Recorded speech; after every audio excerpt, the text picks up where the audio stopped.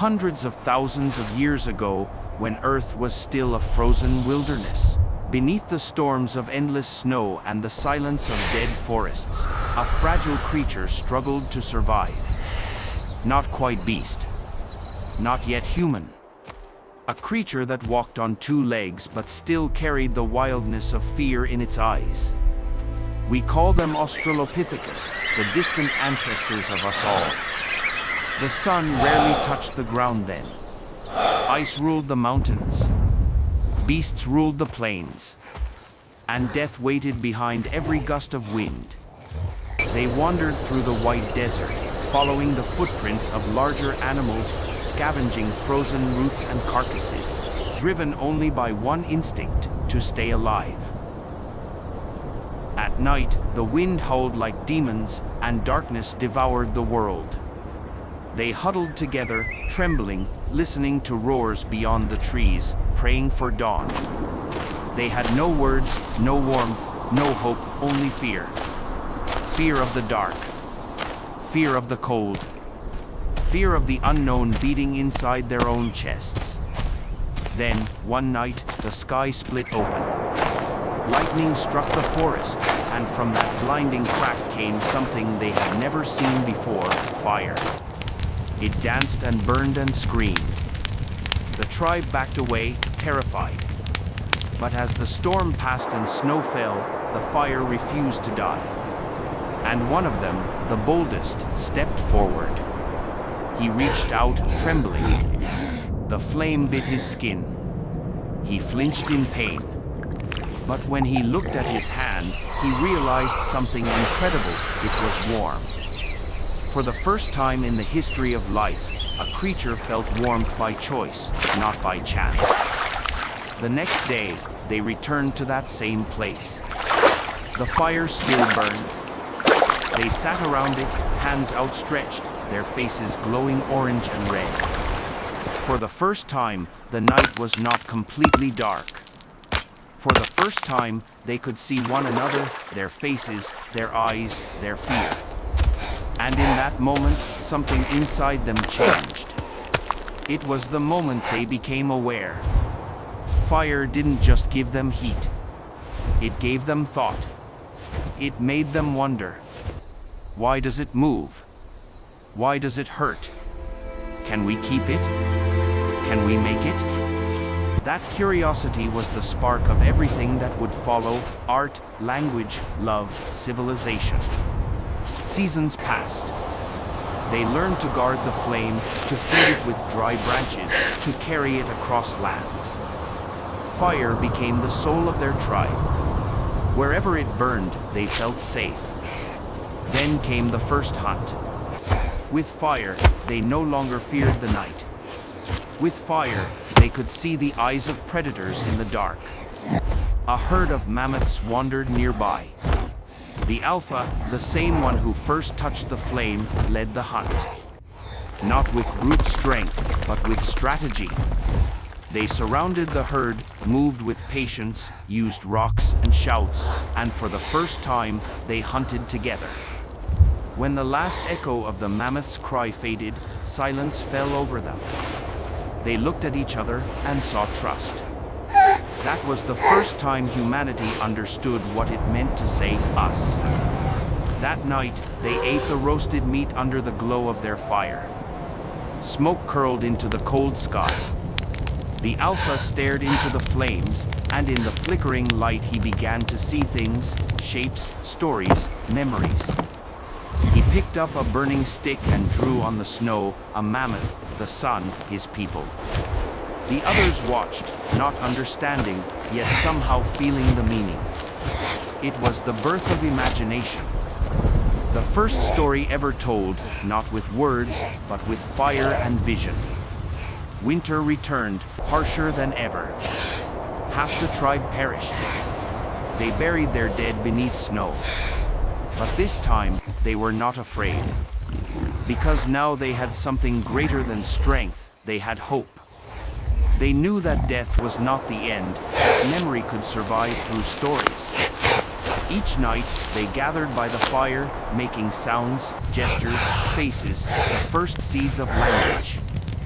Their stories became the heartbeat of the tribe. Through them, the past refused to vanish. And from that memory came wisdom. When the last winter ended, the snow began to melt. The Alpha led his people south. Their feet left red footprints in the white, blood and survival mixed together. They were thinner, weaker, scarred, but their eyes were no longer filled with fear. They carried something inside them that no beast ever had, a flame that could not die. The flame of thought, the flame of will, the flame of humanity. They climbed a hill and saw the sun rise for the first time in months. Light touched their faces. The Alpha raised his head, shielding his eyes, then lowered his hand and smiled. If anyone had seen him from afar, they would have thought he was just another animal standing in the snow. But he wasn't. In that single moment, he was human. No words, no glory. Just light, warmth, and a smile. From that moment onward, humanity began its long journey, not to conquer nature, but to understand it. Millions of years later, we sit again by the light, not of fire, but of cities, screens, and stars. We think we've left the darkness behind. But maybe the darkness was never our enemy. Maybe it was our greatest teacher, the one that taught us to look for light. The first fire still burns, not in forests, not in caves, but within our minds, our stories, our hearts. Because humanity was never born to be the strongest, only to survive, to learn, and to believe in the light. And it all began the night a trembling creature reached out and dared to touch the fire.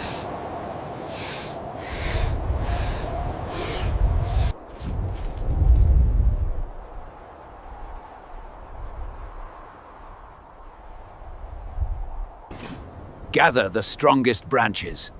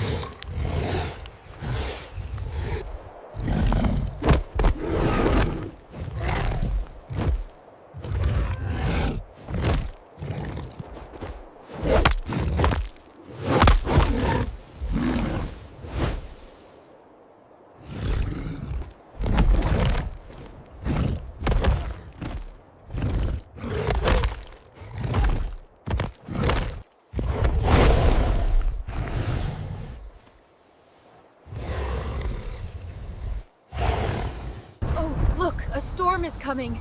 We must find shelter. Hurry!